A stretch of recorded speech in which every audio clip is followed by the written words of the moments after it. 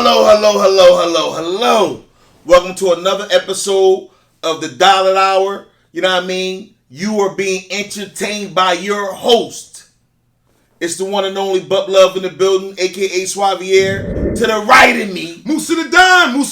What's going on with the people out there? What's going on with the people out there? Musa the Don in the building. You better know it. Hey, Musa the Don. What's happening? What's been going on with you, good brother? Man, I'm just been laying back in my Maybach. I just been, following protocol like everybody else, staying out the way, Right. Are you in the mood to make love to this camera today? Let's do it. Hey, okay, first thing I want to address is we're about a few weeks removed from the national protest that's been going on across the globe. Okay. We went from from the George Floyd killing to the looting, rape, rob, pillaging, to the peaceful protests, to where are we now? And what have we benefited from as a people other than a few statues has been removed, a few names of places like the Washington Redskins and things like that. They got to change the names of them. Because of the social inequality, and the people feel like it's very damaging and demeaning. To name a football stadium and things like that after people. But as a black man in America, after everything we've been through, what have we benefited, and what is next for us, in your opinion? What is next for us as a race, with the world acting like, okay, they're understanding our plight, the plight of the black man. They're understanding the struggle of the black man. They're starting to understand that, the inequalities that the black man, the things that we have to be 100 times better than the next person to even get as half as much as they have. Certain people are starting to pay attention to it before where they weren't paying, it wasn't on their radar at all. But where do we go from here, good brother? Well, at the end of the day, all those things that you said are true. They were definitely protesting. Right. Took a couple statues down, and right. Now everything is ethnical, meaning the black man ethnical. Everything's a little sensitive. So I guess it's like they're trying to give us a little bit more respect, if you want to say. Oh, okay. Acknowledge us as men, okay. not just and women. Okay. Not just the black guy or the black girl. Now it's like they're trying to get the equality thing together. It's just a person. Not the skin color. So I think that being as though the richer white people some of them have stepped up, like Coach K and Greg Pop and you talking about Duke's coach? Coach K, from Duke, right. And several other white people in power stepped up and just said we got to stop this because it's wrong. But what is being done about it? Like you said, Coach Pop said from San Antonio Spurs, coach said that it's wrong and he's with the black man. Right. And Coach K says the same thing. Right. But at the same time, the black man doesn't own any NFL teams. No. No black GMs. No black top executives. No, what more hirees have been like? No matter how much a person doesn't like it, what's being done about it? Well, right now it's just in the process of a conversation. We have to start with a conversation first, get respect, and sit at the same table first. And they have to understand us, and we have to understand them. And a lot of them don't understand us, and we look at them as being privileged, which they are. And compared to us, meaning, and when I say us and them, I'm talking about the white guys and the black guys. It's a whole different situation. So I think it has to start with the conversation of respect first. Once we get on the same playing field, in the same battlefield, then we can all work together. But until then, it's really just a lot of mumbo jumbo. You know what? Really is. I don't totally agree with that. I do agree with the mumbo jumbo. Right. But I don't agree with first we have to come to an understanding, and the next we have to do this, and the next we have to do that. Well, you have to understand that because, and this is the reason why I say you have to, because if we can't sit at a table without yelling or calling each other names or disrespecting one another, then the conversation or the action will never even get to the point where anything will be solved. It's impossible to do that. And I think the only thing about it that I disagree with is the fact that I think you only get a selective amount of time to hold somebody's attention. This is true. So therefore, you have to make it count in one swoop. You have to capture their attention. Let them know that we're here, right, and what we're here for. Well, we have to do that right now. Everything going on, right, 2 months in the making. What are we here for? Well, I can say this: to be acknowledged, or we want a difference. No. We want systematic changes. But who has actually made systematic changes thus far? And it's going to be a process. It's not going to happen overnight. It's not going to happen in 2 months. I mean, we've been getting dogged out for the last 400 years. So it ain't 512 in counting. Well, keep on counting. Right. You know, it might be 612. I don't know. Hey. But at the end of the day, what I do know is... But you know. Is that the only way this is going to change is going to have to be with a consistency of respect, a consistency of equality, and a consistency of understanding. Other than that, it'll never work. So, you know, everybody's, and I can say this, when they were doing the protesting and they were doing the looting, they did get the attention of the government. Because, yes, they did. Because the thing about it is, anytime the president of the United States, and I don't care about the president of the United States that we have now, but I'm just saying his title, anytime he has to make a news break real fast about what's going on, then that's major. You know, because it's seen through the world. When the president gets on there and speaks about things like that. The world is aware, more than they've ever been aware, that Black lives do matter. Right, correct. I want more than Black lives to matter. Mm-hmm. I want equality. I want prison reform. Okay. I want justice reform. And that's what I'm saying. It has to go through a process. You can want all these things, but that process has not started. So if not now, when is it going to start? Because that process has not really started at all. I think it has. Okay. But the numbers are small right now. I think once the numbers get big and they start having these conferences and Congress starts to talk about it and it's up on Capitol Hill and things like that. I think once and then the Supreme Courts and all that stuff, and they start changing laws, then I think we'll see it. But until then, you're not going to see it. Because it could be some conferences behind closed doors that we don't know about. Facts. You know what I'm saying? Facts. But they're small and they can't be spoken about until, they're ready to come out and make action. A conversation is a conversation, but after the conversation, some action has to be taken. It's almost like after all this thing's going on, only thing I'm hearing, let's take the NFL for instance. Okay. Out of all the social injustice and everything that's going on behind the whole Kaepernick, debacle with them misunderstanding and letting President Trump hijack the conversation to make this about the national anthem and the flag when it never was about that. Right. Now that they're realizing what it's about, the only thing I'm hearing is now a couple teams are actually interested in giving him a tryout. Is this you telling me the whole plight of the black man and everything that we're going through and all the social unrest that's going on in the country? We just want to see Kaepernick with a job? No, but this ain't benefiting. He's already rich. I don't give a fuck if he ever gets another job. No, but that's what not about me? That's not what's about. What about you? Getting what about us? Getting Kaepernick a job is two things. Okay, it's putting a pacifier in the black people's mouth. Yes, it is. Because now we get to say, oh, look, Kaepernick was right. Okay, and they did give him a job. So that's easing the people. Okay, you know what I'm saying. And number two, it makes the people of power feel better because they can say we was wrong, but now we're going to do this for you to right our wrong.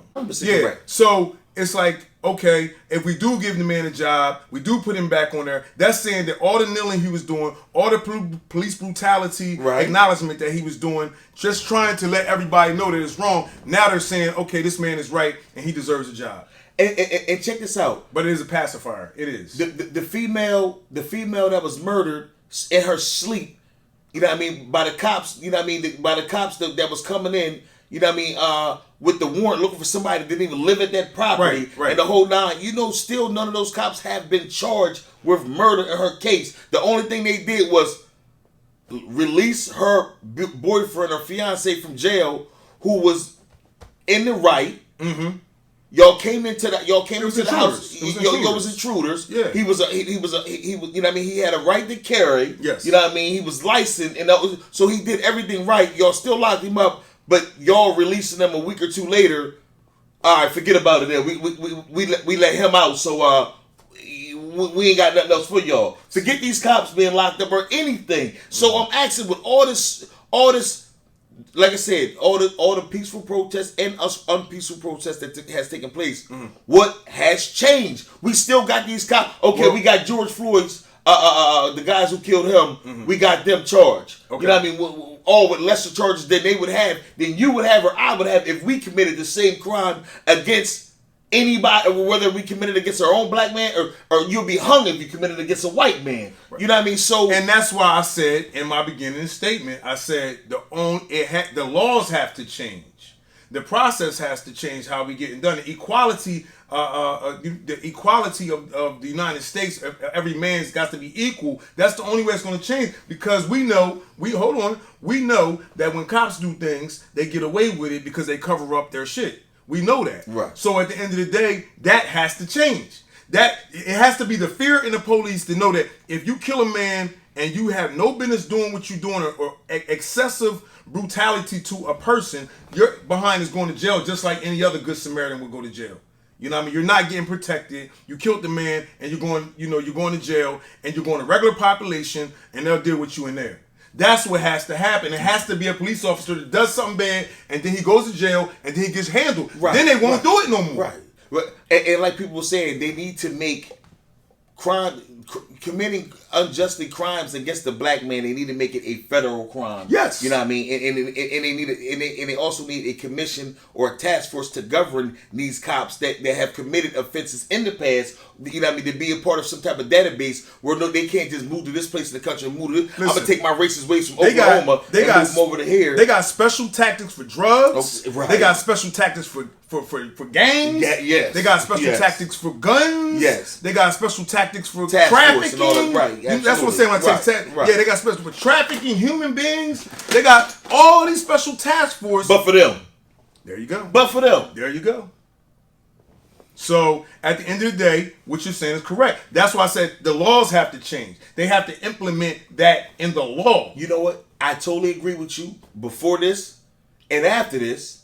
But my thing is, do you see the steps? And like I said, I know you say they may be taking place on a small level where we might not be aware of yet. Yeah. But are they going to ever make it to filtration to the point where whatever's going on in those small meetings, in those small rooms, is it going to actually end up on a broad and larger scale to the point where we can actually benefit from these laws turning in our favor like they've never been? Okay, I'm going to answer this real quick. Okay, all right. It's going to take some time. It's going to be some baby steps. Do we have time, good man? No, we don't have time. I don't think we had time. But they're never going to give you everything at once. They're going to spoon feed it. They're going to give you something to shut up. That's what they do. They give you a little bit, say, be quiet, black man. Here, be quiet, black woman. They're going to do that until you got to keep hitting them in the head and keep hitting them in the head and keep going and throwing that paperwork in their face, keep going to court on these people and getting up there, like I said, the Capitol Hill and changing these damn laws.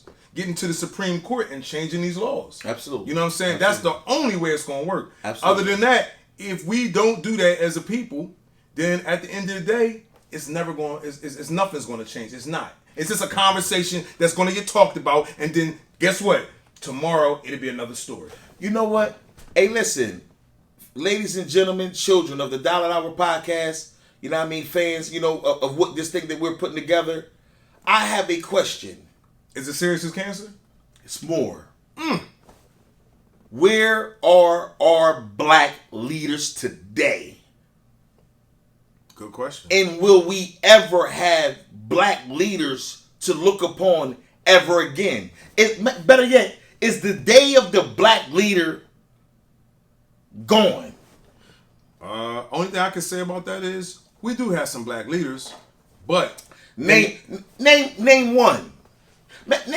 Give me a black leader or two that you speak of. Well, I don't even want to get into that because when I do, if I start naming names, everybody has all the black leaders that we see, right? The Al Sharptons, and the Johns, and the Diddy's and the this and the that, they all got kinks in their armor. So, why are you said Diddy? I'm just because only reason I say Diddy is because he's always pumping the black man, the Master P's and black this and black that, and that's why I don't want to name names. I think that's why we're so behind as a race, because no other nationality uses its basketball players or entertainers as public leaders or leaders of a community or as a people. And I was going to say, it's the blind leading the blind. Yeah. You know what I mean? And I was going to say, you got LeBron James speaking out. You got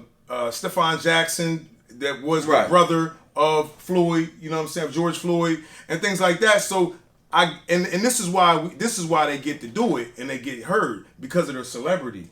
So they're using their celebrity. When you're doing that, you're using it positively, because you can reach way more people than me or you can. You know what? This is the crazy part. I was listening to, I check out all the other fellow podcasters, you know what I mean, to see exactly, you know what I mean, what they're bringing to the table. You know what I mean? Just as if they watch us to see what we're bringing to the table and things like that. Mm-hmm. And everybody's supposed to know what everybody else is doing or whatever like that, to know when you're doing something different, or, carving out a lane and everything like that. But Troy Ave made on his new podcast, he made a point. He says, I'm here to give you a hustler's perspective. Okay. It's a couple podcasts out and he mentioned Joe Budden. Okay. He says Joe Budden is an addict. He's been addicted to... He said he was an addict. Right. He came clean with it. Right. True. Yeah. But America doesn't look at it like, or the world doesn't look at it, or our people don't look at it like you're taking the perspective of an addict. Yeah. When an addict comes around the way and wants to talk about this and this and this and that, he got a couple seconds to say what he got to say, or he gonna get his foot in the ass and get the hell up off the block, because don't nobody hear what you're talking about. But because you got a little bit of celebrity, I should lock all in. And I think Troy have had a strong point. I'm gonna disagree with Troy Ave, and I'm gonna disagree with you for thinking like that. Okay, and this is why. It's not about the message. It's about the message, not the message. You took the words out of my mouth. You know what I mean? So even the junkie, even the drug addict, or even the homeless man can give you some knowledge today. But what I'm saying is, I think that the people, like you were saying the first time, the people get caught up in the celebrity. They do. Not the behaviors of the celebrity. Right. Like if let's say that you're the guy that beat women, rape kids, steal from your homeboys. You believe you got a lot of other. You a bad man. You got a lot of stuff going on with you, but you can pick up the microphone and drop jewels. Should I actually not pay attention to how you live your life and who you are as a man versus the words that are coming out of your mouth? Well, is that what you telling me? Well, I should disregard all that you are as an individual because you can because you can blurt some good fancy words out expeditiously? Let me tell you something. You creep.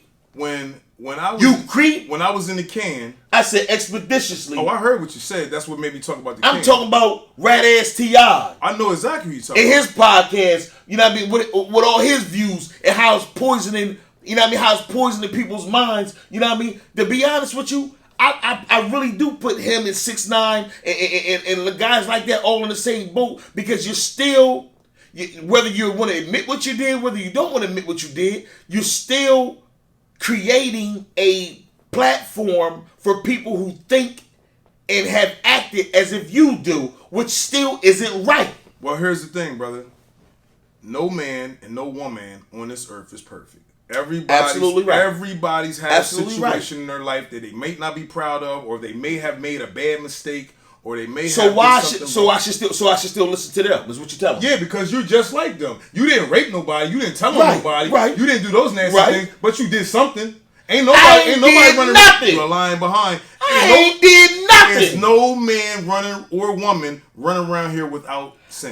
No. I'm saying it ain't no man or woman running around here that's perfect. Right. But it's certain behaviors and crimes that has been committed that at the same time that I maybe shouldn't overlook. Or should I? I'm not going to say overlook, but I am going to say don't kill the messenger. If the man is bringing some facts And this is how you come at somebody when you have all these issues. Okay. You know, it's a lot of people who became preachers that was pimps. Right. You know, actually, pimps make the best preachers. That's my point because they can spew that. They got the Gucci dialogue. So the gifted giznak. Right. It's people, drug dealers who have became lawyers. Absolutely. You know, also guys, etc. Right. Yeah, you know, you got Judge Mathis. He was in the street doing his little, and he's still in the street. Whatever. And I love him for it. Pimping ain't easy, but it's fun. Yeah. But but no, seriously. So are these guys wrong because they were young and then they made mistakes and they made bad decisions when they was young? And if they're not doing it now, that's what counts. See, you know what? If you're not doing it now, you know, and you learn from the mistakes, then who is better to teach you than somebody who's went through something versus somebody talking about something? I totally agree but I totally agree with what you're saying. But now when you say that if they're not doing it now, right. But what about when they still ain't admit what they did then? Oh no, you gotta come clean. So if you ain't clean, you still holding on to these demons. I can't still follow your cause because you come on, man, you living a lie. This is what I wanted to say. I wanted to say a person like that you talking about that was a bad man, he did all this stuff. Right. His opening statement should be, look, I did this, I did that. I know I'm a liar, I know I'm a cheater, I know I'm a pimp, I know I was doing all these crazy things.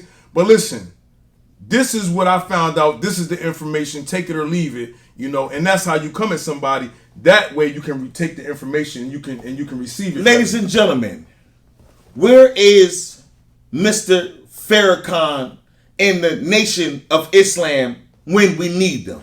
Ladies and gentlemen, where is Jay-Z and Rock Nation and his staff and his supporters and his bunch of billionaire friends when we need them? Ladies and gentlemen, where is Al wear a wire to a drug deal, you know what I mean, set up a whole mob at Sharpton at when we need him to run around and rep for the people? Where are these funny niggas at?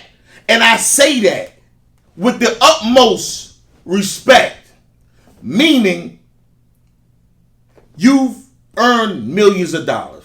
That's what everybody in the world would love to do. Say absolutely. Everybody wants to be comfortably. Financial freedom. These are all people that I named these are people that lead a large group of people. Absolutely. But what have you done for me lately? As far as Jay-Z, you made good songs 10 years ago in the whole 9. But as far as you acting like you done for the people when it's all about a cash grab, you know what I mean? You haven't done nothing. Me mentioned about Farrakhan. Yeah, he preaches the word. Yes, he has millions and millions of followers all over the globe. But at the same time, now I only see this guy in his camp. You know what I mean? When somebody needs security, when a celebrity needs security, or somebody's having a function where they need the FOI to be in attendance. You know what I mean? When you got to cut the check, guys show up. But nobody's actually doing anything and repping for us as a people. It's about a cash grab. Do corporations really run the world? And do we as a small black man really have a say in how this goes? I'm going to answer this question. What Jay-Z did for the people was, and I'm not saying it was the best thing. Okay. He said we done kneeling. No. Then they kneeled on the nigga's neck. This is his last. No. That's not what I'm talking about. His last thing was he took the newspapers all around the United States and he took a couple pages out and he put all black owned businesses in the newspaper ads. He bought the newspaper ads and he put all black businesses in there. So if you had a business, I had a business, if 100,000 people had businesses, he bought all the newspaper ads and put them all around the United States. You know what? That would have been awesome if we didn't go digital 8 years ago. Okay. You asked me a question. If you ain't incarcerated, you ain't read a newspaper. That's fine. Continue, good brother. Please continue. You asked me a question. I'm telling you what he did. Please continue. Okay, so he did that with the Rock Nation. But we're digital now, Jay-Z. That's fine. He did that with the Rock Nation. Okay, so, and then Farrakhan definitely dropped some jewels July the 4th. If you guys have time, he gave y'all about, I say, almost 3 hours of some very, very good dialogue on July the 4th. It's on YouTube. Check it out. I enjoyed the speech, and I think you would too. He didn't lie. He didn't play games. He just hit it where it was at. And what's going on today. That's what he did. Okay, can I say one thing? Go ahead. We're still talking? I said that's what he did. We're still talking. Listen. You want to big up somebody I'm supposed to I'm look not up bigging to nobody as a leader of the free world, as a leader of millions of brethren. You asked me a question. That want to talk. You asked me a question. What did they put do? these soldiers out. Put these soldiers out here behind a real cause, and let's get some real stuff done. I'm sick of you talking. I'm sick of your mouth. Okay, and I'm not talking about that man per se. I'm talking about any nigga in position to do something that only wants to send out either a press release or give a speech. You know what I mean? To maintain their own relevancy. I understand clout chases and cash grabs when I see them. And that's all well and fine and dandy. They're going to get some money out of the situation. They always do. Yeah, they always do. It's just me that's giving the money that never gets nothing back in return for my blackness, for my culture, for my vision, for my plight. Okay. But here's the thing. I've always been taught whatever doesn't apply, let it go by. So if that's not for you, then you don't take it. If he got something to give you, you take the good part out of the conversation. You take the good part of the speech. But here's the thing. Here's the thing, people. I'd rather somebody talk and say something about it than say nothing about it. So everybody protest is different. Everybody has different, confrontations different. Some people might do it through violence. Right. Some people might do it through their pen. Right. Some people might do it through their mouth. Right. But as long as you're doing something for the cause, I can't really be mad at you because everybody's not going to take the same approach to handling business. We have to say that. Oh, that's a fact. So something's better than nothing. I'm just saying. I'm sick of the same old something. Okay. I'm sick, and that's just my plight. You know what I mean? You know, as Buck Love, as Jermaine Dollar. You know what I mean? Right. I'm sick of the same old something. And a lot of people are. But here's the thing: if they don't do that, then it'll be nothing. So I'd rather somebody do something than nothing if it's for the cause, for a positive cause. You know. So if the man bought all the papers in the United States and he took 4 ads out the paper, at least he did something. You know, if Farrakhan got up there and talked for 3 hours about what's going on in America, at least he did something. Because there's a whole bunch of other people that could talk about it that have not stepped up to the plate and did anything. So right now, with us having this conversation on the Dollar an Hour podcast, we're doing something. See what I mean? We're doing something. Hey, listen. Ladies and gentlemen, we just want you to do something. That's all we're asking. I look at it like this. We are our own leaders. I'm saying all that to say this. We are our own leaders. Us as a people, we call the shots on what should be and what has to be. Let's not look to anybody in any position because of their celebrity like they are smarter than you, like they can get more done than you, like they have the ability to plan, plot, and strategize more than you. That is a falsehood. We are our own leaders. It will be that way till the end. We are not in position to follow no man. We're in position to follow the voice inside our head, to follow our hearts. We are people of compassion. We are educated people. Let's act on it and stop talking and come together and build. But moving forward. And always follow the right blueprint. Always follow the right blueprint. But here go another thing that's going to piggyback off of where we were to where we are, which is still where we were. I know that may have tricked some of y'all. But check this out. Okay. The situation with brother Nick Cannon. Ooh, that's deep. He just realized that he was black. Not only that he was black, I'm joking. That the freedom of speech ain't free. Well, Public Enemy said freedom of speech is freedom of death. He said that. And you know what? To speak on that, brother Nick Cannon, it's sad that when you speak the truth, and as long as you're not hurting nobody or disrespecting nobody or disrespecting the ethnical group or any of that kind of stuff, I think you should be able to say what's on your mind and what you feel and the truth. Now, if you're lying and disrespecting and criticizing and being a hypocrite to people, no, that's wrong. But if you're speaking the truth about the facts that we already, well, no, not all of us know it, right? But that what's out there, if you search for it, I don't think there's nothing wrong with that. But check me out. This is where I'm confused about.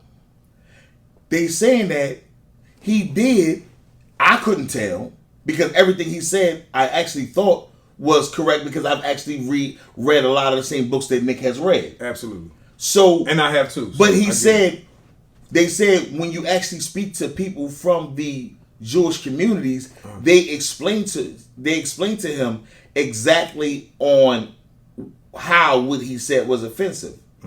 It's still not been explained to the average person, because as much as I'm on the internet for 9 hours a day researching and looking up things, it's not been explained to me exactly what he said and how it was offensive if he was actually telling the truth or reciting scholars what he said. So I'm confused. You don't have to be confused. Only thing you have to know is that it's a bunch of bullcrap what they did to him. They did not want that boy to be on that big platform and him to let the spewing his rhetoric. Exactly. They don't want him spewing his rhetoric on that platform. He didn't do nothing wrong, so it ain't no need to try to research it because he didn't say anything wrong. He said the truth. But the thing about it is, they don't want the masses of the people to hear that. You know, so when you don't want the massive people to hear it, what do? You divide them and then you conquer them. So my question was this: was he right or wrong for his apology? He was wrong for apologizing because he stood strong on what he believed in. It's just that before he realized what it was going to cost him, it was about the money. So he should have or he shouldn't have. Should have what? Should have or should have not what? Apologized. Well, I'll say this: no, he shouldn't apologize for what he said because he meant it. Now, right, but him meaning it, realized what it was going to cost him. Well, then he should have never said it. Then exactly, he should have never came out of his mouth and said it. Because he know that's going to be backlash when you start talking about them people and telling the truth about them. So he would have been better off just being quiet and not saying anything. So the valuable lesson learned in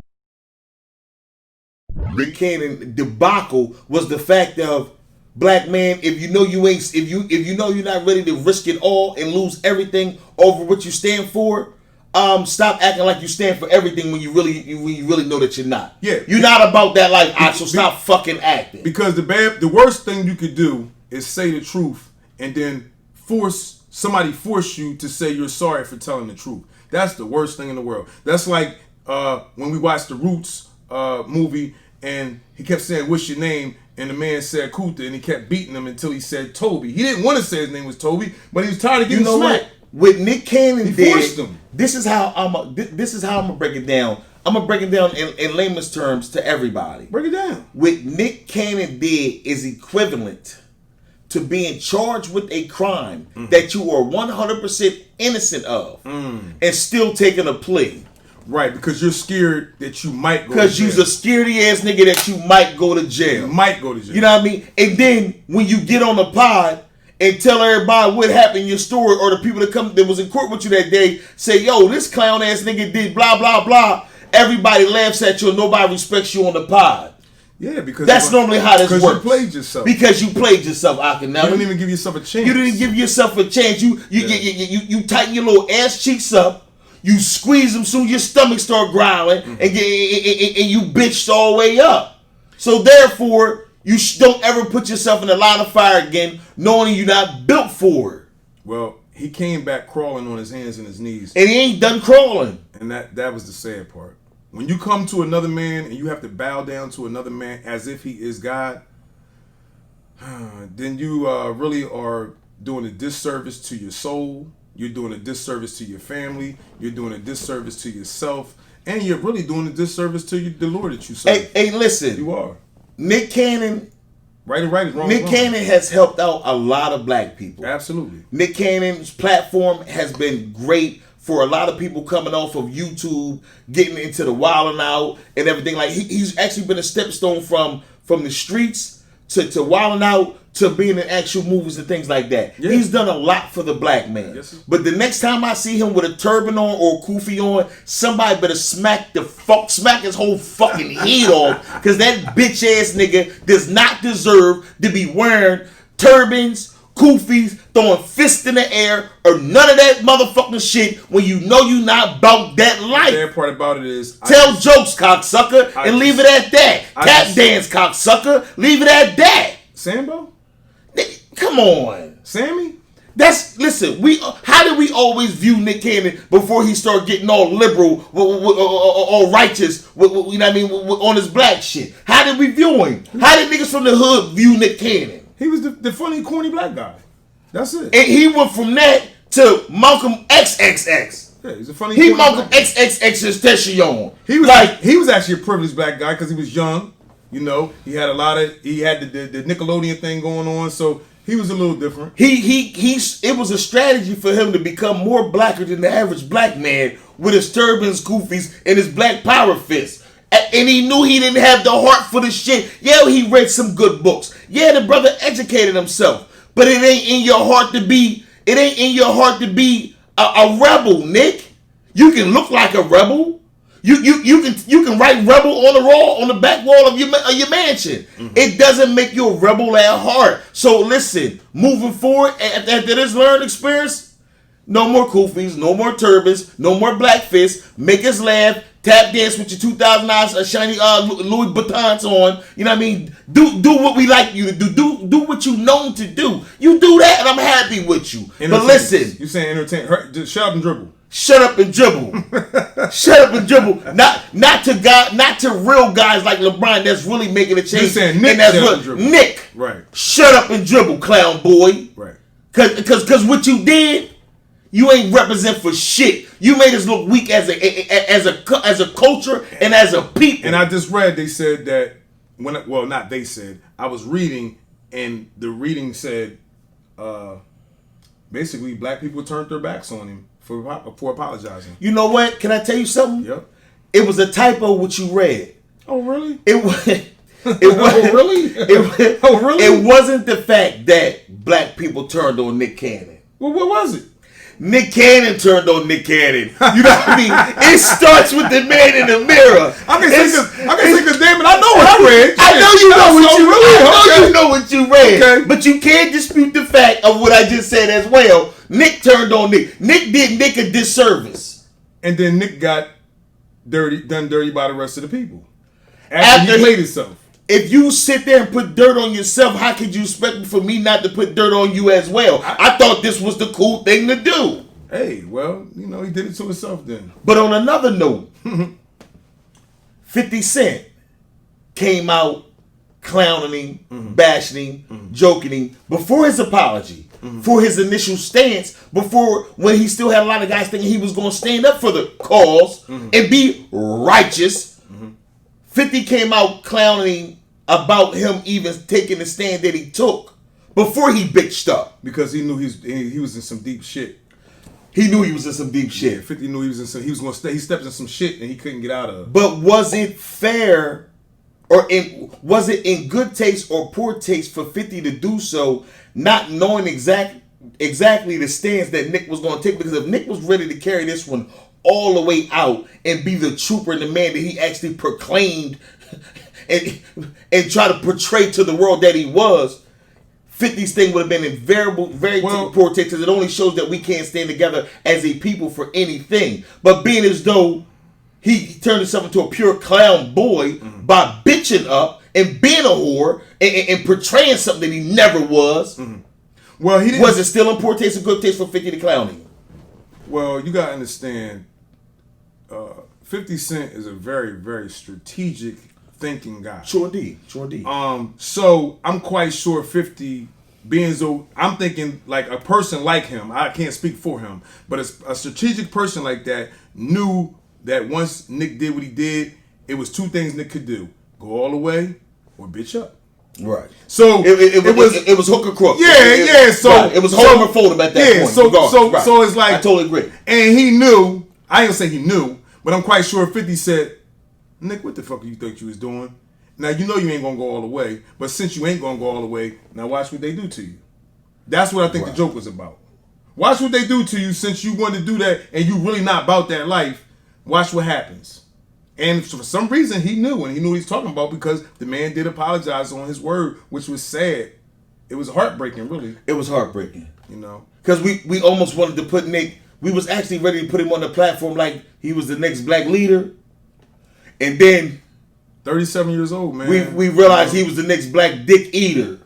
That's, you know what I mean. Basically, you stand for nothing. See, he was running with when he was interviewing Professor Griff. Right. His name is Robert Griffin. If y'all know, he was showing his little monkey ass. Yeah, but you understand, Professor Griff and Nick Cannon's on 2 different platforms. Right.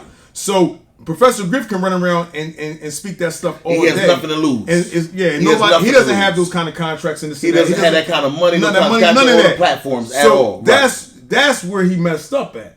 You know what I mean? He was trying to prove to Professor Griff that I read the same books that you read, and I'm enlightened with the same knowledge that you're enlightened with. Not understanding we got two different. You know what I mean? Two different plights in life. Right. You know. And see, Professor Griff could go all the way to the moon with it, but Nick could do it too.